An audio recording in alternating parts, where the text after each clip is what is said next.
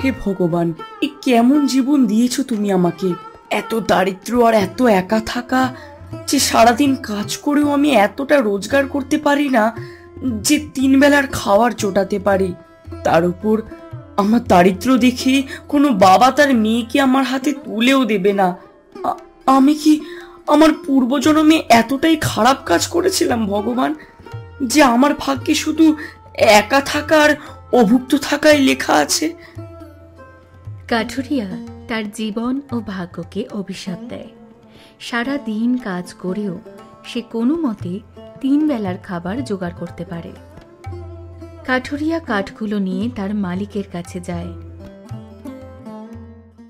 কি খবর কাঠুরিয়া? তোমার থেকে এটাই আশা করেছিলাম। এমনিতে তো তুমি কোনো কাজেরই নও, তার উপর গরিব আর ফাঁকিবাজ। তোমাকে তাই কেউ কোনো কাজে নিতে চায় না। তবে হ্যাঁ, তুমি কাঠ আনার কাজটা খুব ভালো করো, আমার প্রত্যাশার চেয়ে অনেক ভালো। তাই আজ আমি বেশ খুশি। এই নাও 5টি তামার মুদ্রা রাখো, আর এখান থেকে দূর হও। আর হ্যাঁ, কাল আমার কাঠ চাই, সময় মতো দিয়ে যেও, ঠিক আছে? যাও। জি মালিক।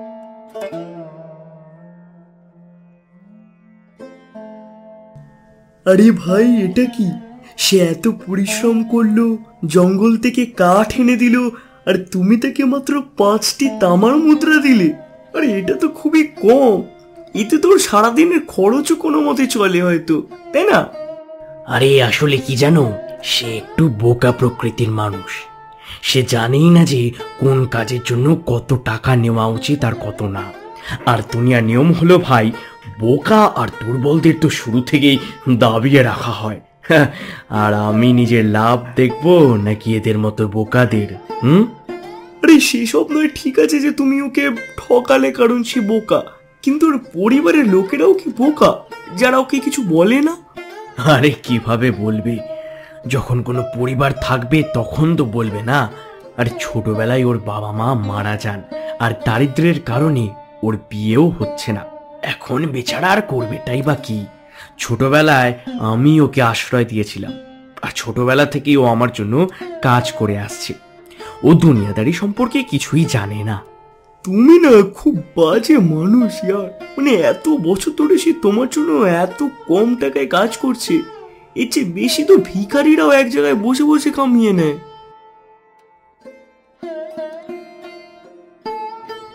কাঠুরিয়া সেই 5টি তামার মুদ্রা দেখে এবং তার চোখে জল চলে আসে। 5টি তামার মুদ্রা! কতদিন পর মালিক আমাকে পুরো 5টি তামার মুদ্রা দিলেন। না হলে তো আমাকে রোজ 3টি তামার মুদ্রা দিয়ে কাজ চালাতে হয়। হ্যাঁ, এইভাবে পরিশ্রম করলে আমার পুরো বিশ্বাস আছে যে মালিক একদিন আমার মাইনে অবশ্যই বাড়িয়ে দেবেন, 5 বা 6টি মুদ্রা করে দেবেন। হ্যাঁ হ্যাঁ, কি জানি 8টি মুদ্রা করেও দিতে পারেন। আরে না না না, একদম না। আমার এতটাও বড় বড় স্বপ্ন দেখা উচিত নয়। যা পাই তাতেই খুশি থাকা উচিত। হ্যাঁ, কাল আমি আরো ভেতরে যাব এবং আরো ভালো ভালো কাঠ কেটে আনবো।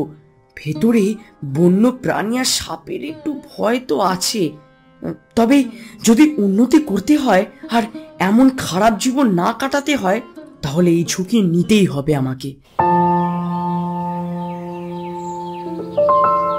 পরের দিন কাঠুরিয়া সকালে তাড়াতাড়ি ওঠে এবং প্রথমে মন্দিরে যায়।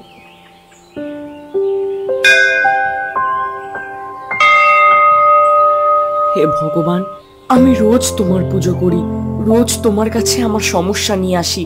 কখনো তো আমার কথা একটু শুনে নাও। শুধু এতটুকুই তো চাই, তাই না?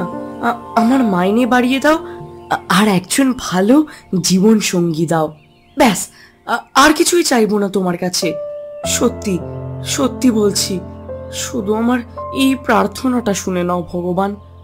ওরে বাবা, তুমি আজ এত তাড়াতাড়ি চলে এসেছো, কি ব্যাপার? কিছু বিশেষ কিছু আছে নাকি? এই নাও প্রসাদ, তারপর বলো কি হয়েছে। হ্যাঁ পণ্ডিত মশাই, প্রসাদের জন্য ধন্যবাদ।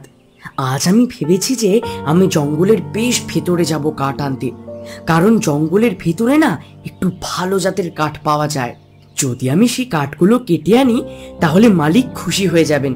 কি জানি, হয়তো তিনি আমার মাইনেও বাড়িয়ে দিতে পারেন।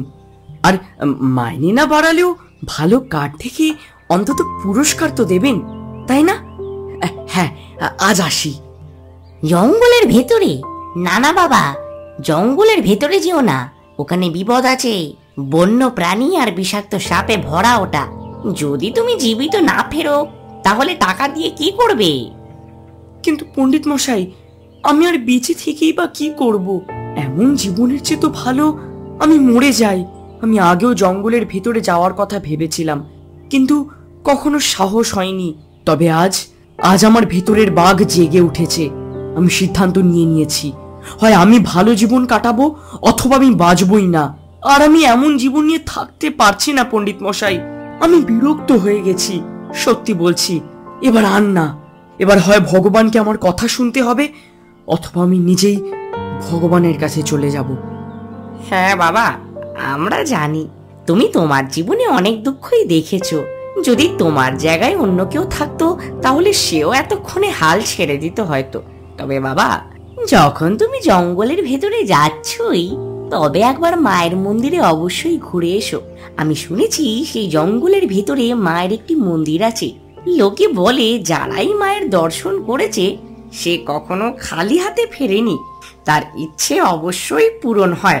তাই শুধু একবার সেই মন্দিরের ভেতরে যেও আর মন থেকে তোমার ইচ্ছা জানিও। তোমার ইচ্ছাও অবশ্যই পূরণ হবে, দেখে নিও বাবা। হ্যাঁ পণ্ডিত মশাই, আপনি যেমন বলেন আমি মন্দিরেও অবশ্যই যাব। এই কথা বলেই কাঠুরিয়া জঙ্গলের দিকে রওনা হয়।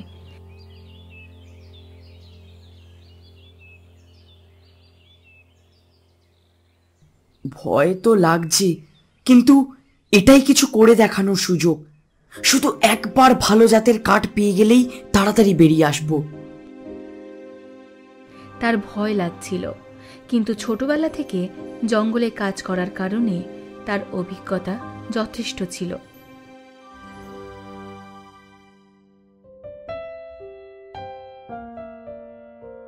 সে বন্য পশুদের এড়িয়ে জঙ্গলের ভেতরে যায় এবং হঠাৎ সে মায়ের মন্দির দেখতে পায়, যা সম্পূর্ণ নির্জন এবং ভগ্নদশায় ছিল, যেখানে মাকড়সার জাল ঝুলছিল।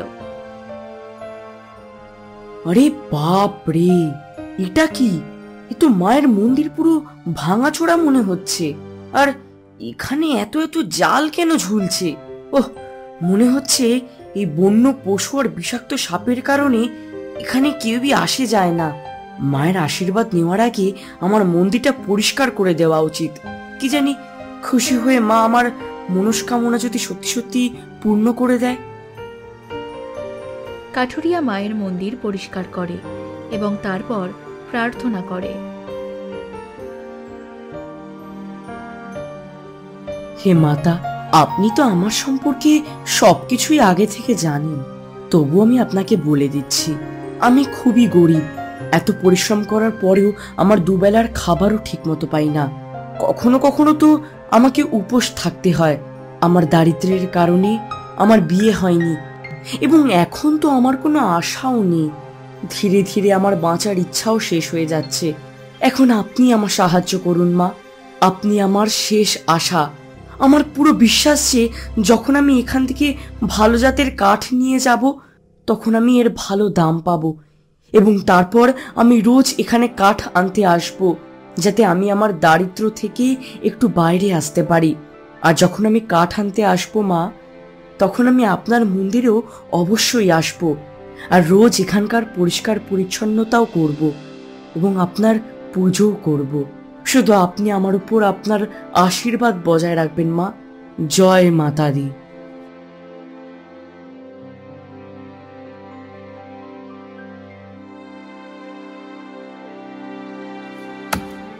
প্রার্থনার পর কাঠুরিয়া কাঠ কাটে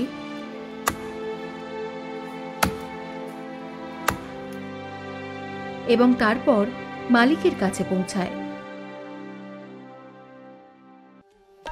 সেখানে 2-3 জন কাঠের ব্যবসায়ীও দাঁড়িয়েছিল। মালিক, আমি আজ জঙ্গলের অনেক ভেতরে গিয়েছিলাম এবং আপনার জন্য উচ্চমানের কাঠ নিয়ে এসেছি। তো মালিক, আপনি কি এর জন্য আমাকে একটু বেশি মুদ্রা দিতে পারবেন? বাহ বাহ, বাবা বাবা বাহ, তুমি তো ভাই কামাল করে দিলে কাঠুরিয়া। জঙ্গলের ভেতরে বড় বড় কাঠুরিয়ারাও যেতে ভয় পায়, কিন্তু তুমি, বাহ, তুমি তো আজ আমার মন খুশি করে দিলে ভাই। আর তাই তোমাকে আমি পুরো 3টি নয়, 4টি নয়, 5টি নয়, বরং 8টা তামার মুদ্রা দেব। হ্যাঁ, 8টি তামার মুদ্রা? আপনি সত্যি বলছেন মালিক? আপনি কি সত্যি আমাকে এত এত টাকা দেবেন? আমার তো বিশ্বাসই হচ্ছে না। আপনাকে অনেক অনেক ধন্যবাদ মালিক। আমি আপনাকে রোজ জঙ্গলের ভিতর থেকে এমন আরো কাঠ এনে দেব। আপনি আরো 8টি তামার মুদ্রা দেবেন তো মালিক? আরে হ্যাঁ হ্যাঁ কাঠুরিয়া, কেন নয়। আরে তুমিও কি আর মনে রাখবে যে কেমন দয়ালু মালিকের সঙ্গে তোমার দেখা হয়েছে?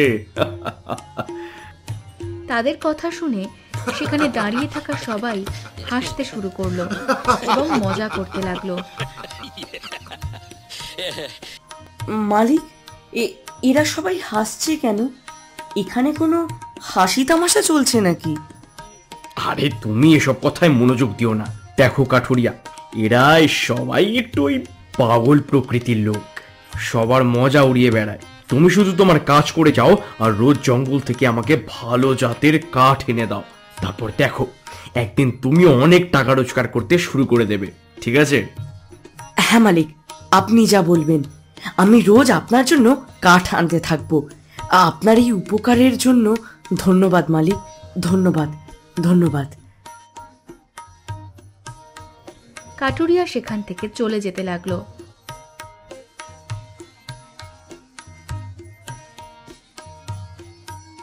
তখনই পথে তার সঙ্গে একজন বণিক দেখা করতে আসে। এই ভাই, এই শোনো শোনো, তুমি কি এইমাত্র যে কাঠগুলো বেচলে সেগুলো মাত্র 8টি তামায় বেচে দিলে? সেগুলো কি সত্যি তুমি জঙ্গলের ভেতর থেকে এনেছিলে? হ্যাঁ, কিন্তু কেন? আমি কি কিছু ভুল করে ফেলেছি? ভুল কি বলবো আমি, তুমি কত বড় ভুল করেছো তুমি জানো না। আরে তুমি ভাবতেও পারবে না, এত বড় ভুল করে ফেলেছো তুমি। কি? আমি তো জানতাম না যে জঙ্গলের ভেতরের কাঠ আনা কঠোরভাবে মানা। আমাকে কেউ বলেনি।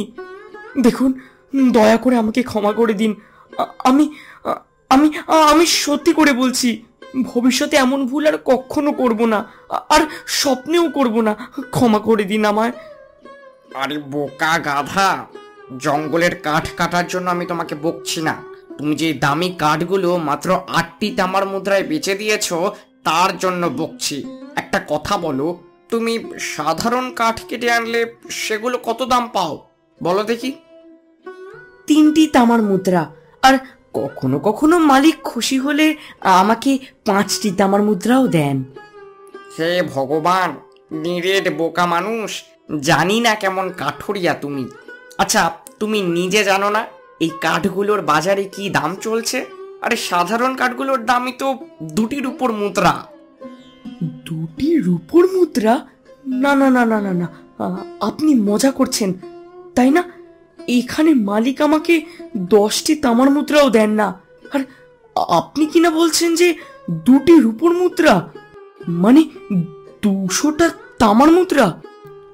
হ্যাঁ রে গাধা, আর তোমার এটা জেনে খুব আফসোস হবে যে যে দামি কাঠগুলোকে তুমি 8টি তামার মুদ্রায় বেচছো সেগুলোর দাম 8টি তামার মুদ্রা নয়, বরং 8টি রূপোর মুদ্রা। আর যদি তুমি জঙ্গলের আরো ভেতরে গিয়ে ওই ঝিল ওই পারের কাঠগুলো আনতে পারো তাহলে সেগুলোর দাম 2টি বা 3টি সোনার মুদ্রাও হতে পারে, বুঝলে? কাঠুরিয়া এইসব শুনে অজ্ঞান হয়ে গেল।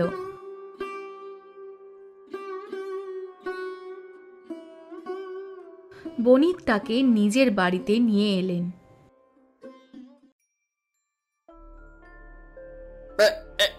এই ভাই, এই শোনো, তুমি ঠিক আছো তো কাঠুরিয়া?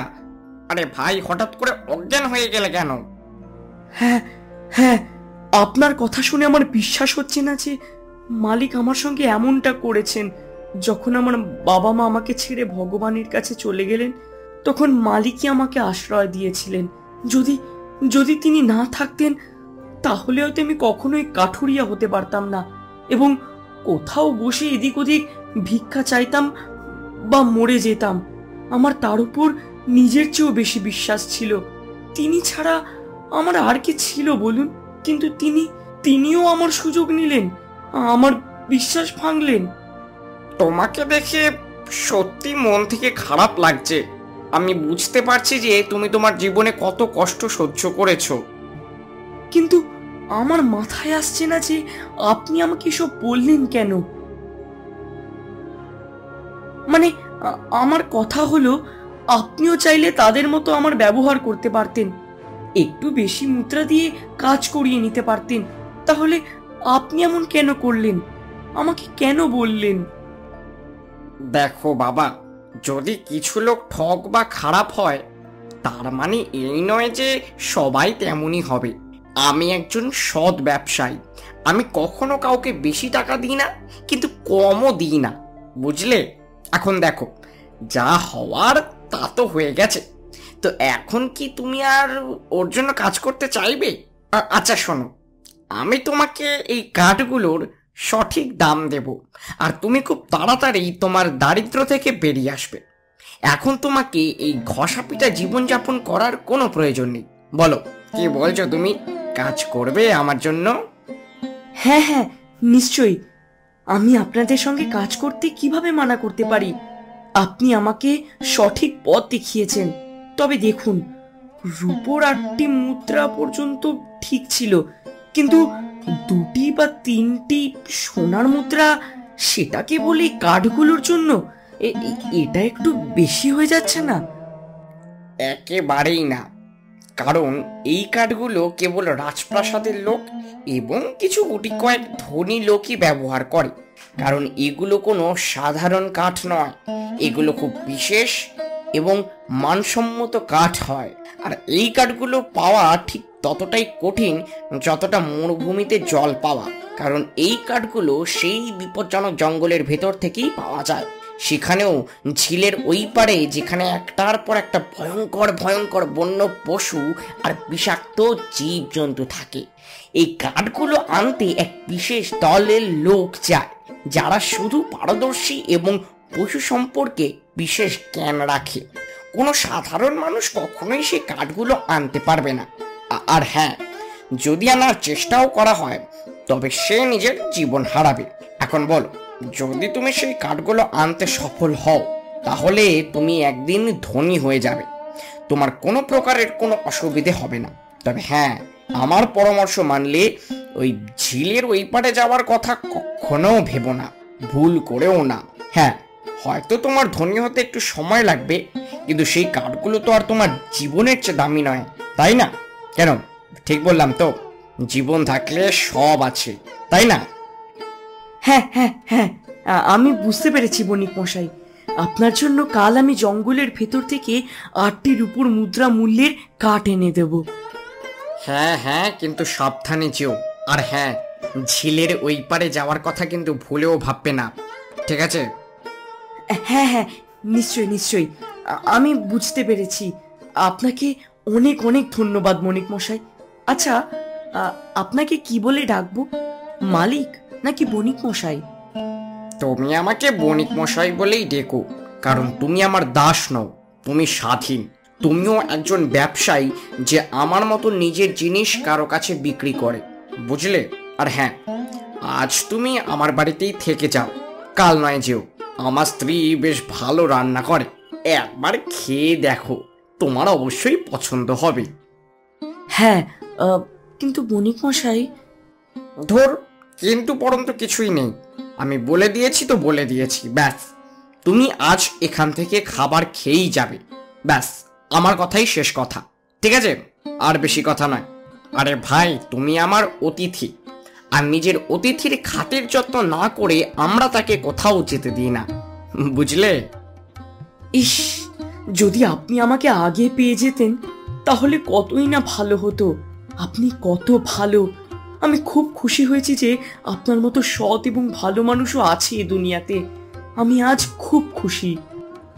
যদি আপনাদের সবার কথা শেষ হয়ে গিয়ে থাকে তাহলে খাবার খেয়ে নিন, না হলে আপনাদের সবার কথা তো চলতেই থাকবে, কিন্তু সেই কারণে খাবার ঠান্ডা হয়ে যাবে। হ্যাঁ হ্যাঁ ভাগ্যবতী, আমরাও আসছি খাবার খেতে। আরে তুমি খাবারটা তো পরিবেশন করো, দেখবে তোমার খাবার পরিবেশনের আগেই আমরা আসনে বসে যাব। হ্যাঁ হ্যাঁ ঠিক আছে, এখনই পরিবেশন করছি।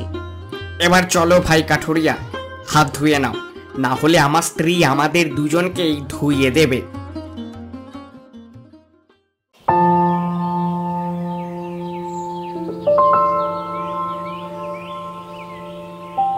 পরের দিন সকালে কাঠুরিয়া জঙ্গলে যাওয়ার জন্য অনুমতি নেয়। হ্যাঁ, তো ঠিক আছে বণিক মশাই, এবারে আমি চলি এবং আজ সন্ধ্যার মধ্যে আপনাকে কাঠ কেটে দিচ্ছি। আচ্ছা ঠিক আছে, তবে নিজের খেয়াল রেখো আর বেশি লোভের বশে ঝুঁকি নিও না, ঠিক আছে? হ্যাঁ ঠিক আছে বণিক মশাই, এবার আমি চলি। এই কথা বলতেই কাঠুরিয়া জঙ্গলের ভেতরে চলে যায়।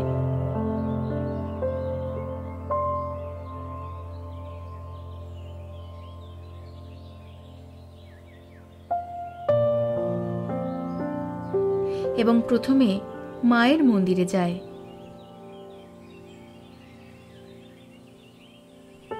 জয় মাতা দি মা, দেখো আমি চলে এসেছি।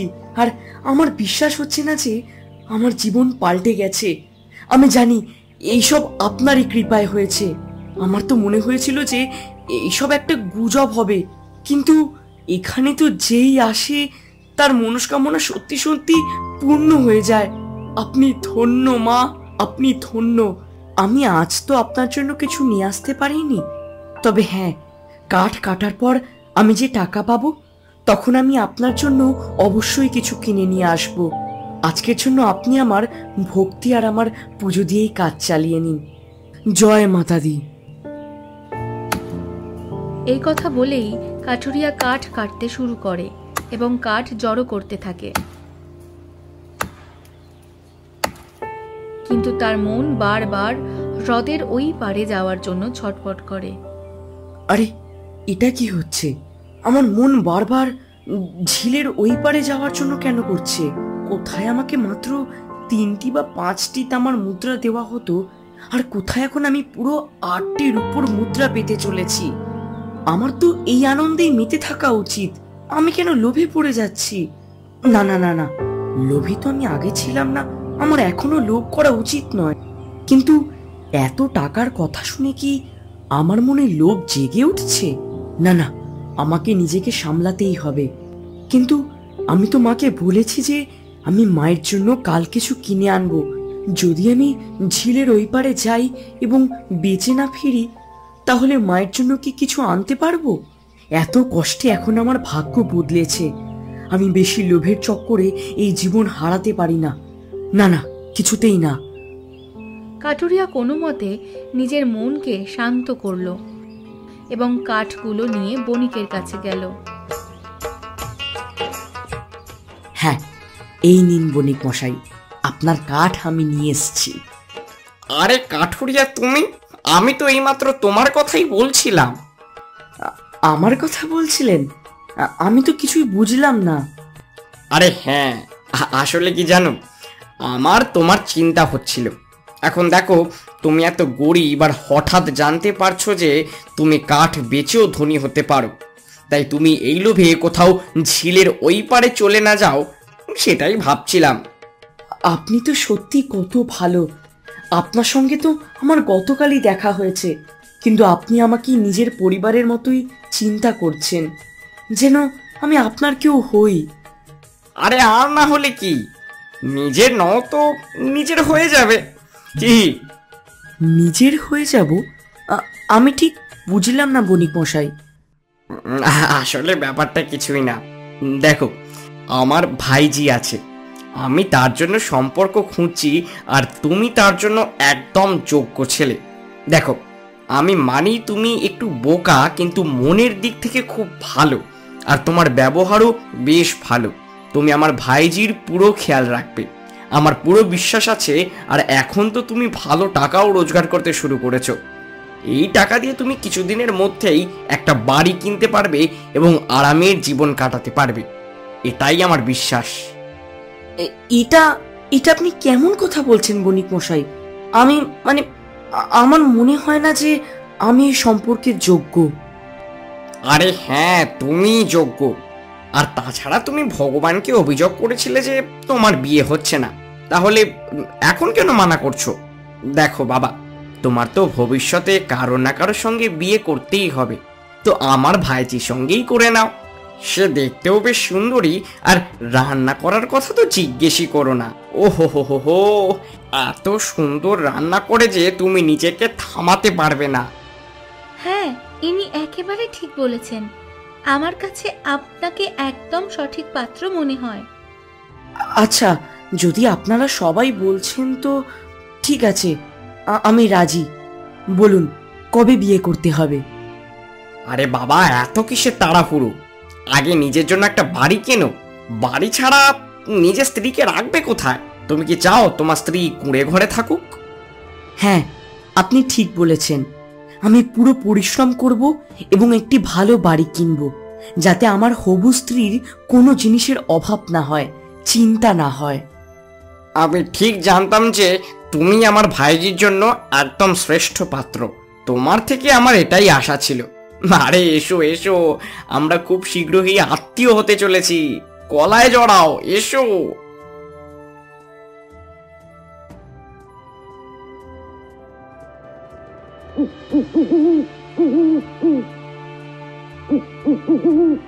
এবং পরের দিন সকালে ঘুম থেকে উঠে কাঠুরিয়া প্রথমে মায়ের জন্য ফুলের মালা কেনে এবং প্রসাদ দেওয়ার জন্য ফলও কেনে।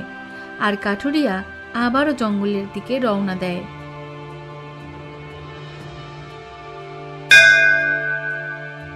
জয় মাতা দি, জয় মাতা দি। মা, যেমনটা আমি কথা দিয়েছিলাম ঠিক তেমনটাই করলাম। এই দেখুন, আজ আপনার জন্য মালা নিয়ে এসেছি। এই দেখুন, এটা আমি আপনাকে অর্পণ করছি এবং আমি আপনার জন্য ফলও নিয়ে এসেছি। আমার তো মাথায় আসছে না মা, যে আমি আপনাকে কিভাবে ধন্যবাদ জানাবো। যখন থেকে আপনার এই মন্দিরে এসেছি আমার তো ভাগ্যই পাল্টে গেছে মা। এবার খুব তাড়াতাড়ি আমার বিয়ে হতে চলেছে এবং আমার সমস্ত মনস্কামনা পূরণ হবে। তবে আমি চাই যে শুধু আমার ইচ্ছে পূরণ না, বরং আমার স্ত্রীরও প্রতিটা ইচ্ছা পূরণ হোক, এবং তার জন্য আমি সেই প্রতিটি কাজ করব, যার ফলে আমার স্ত্রী একজন রানীর জীবন যাপন করতে পারে। আমাকে কতটা ঝুঁকিই না নিতে হোক। এই কারণেই মা, আমি ঠিক করেছি যে আমি ঝিলের ওই পারে যেতে চাই, যাতে তাড়াতাড়ি ধনী হতে পারি এবং আমার স্ত্রীর খেয়াল রাখতে পারি। হ্যাঁ, চললাম মা। জয় মাতা দি। এই কথা বলেই সে হ্রদের ওই পারে চলে গেল।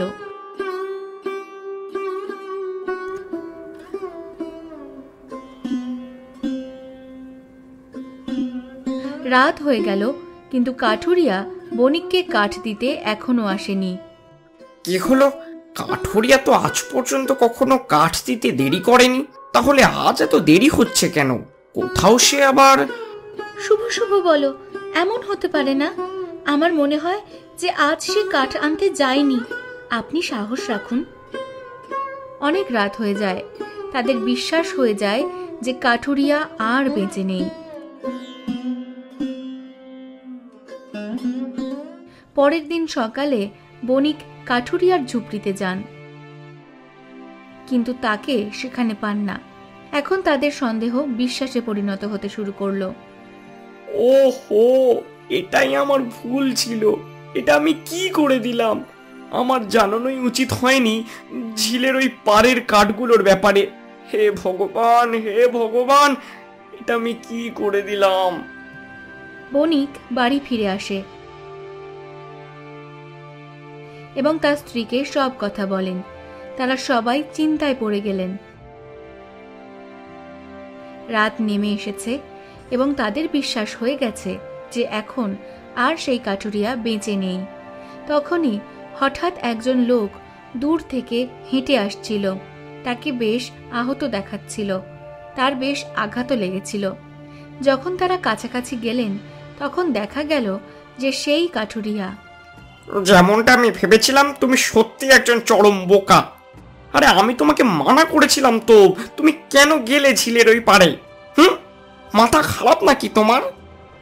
দেখুন, আমি এসব আমার হবু স্ত্রীর জন্য করেছি। আমি শুধু আমার কর্তব্য পালন করেছি, আর কিছুই নয়। কাঠুরিয়া এই কথা বলেই অজ্ঞান হয়ে গেল। বণিক তাকে বৈদ্যের কাছে নিয়ে গেলেন।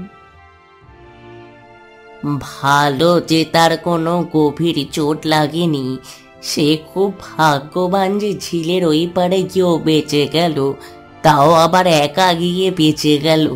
কাঠুরিয়া প্রায় মরতে মরতে বেঁচে গেলেও সে এত কাঠ পেয়েছিল যে এখন সে পুরো 5টি সোনার মুদ্রা উপার্জন করে ফেলেছিল এবং পরের দিনই একটি বিশাল বাড়ি কিনে নিয়েছিল এবং সেখানে এখন সে সুখে শান্তিতে তার জীবন যাপন করতে লাগলো।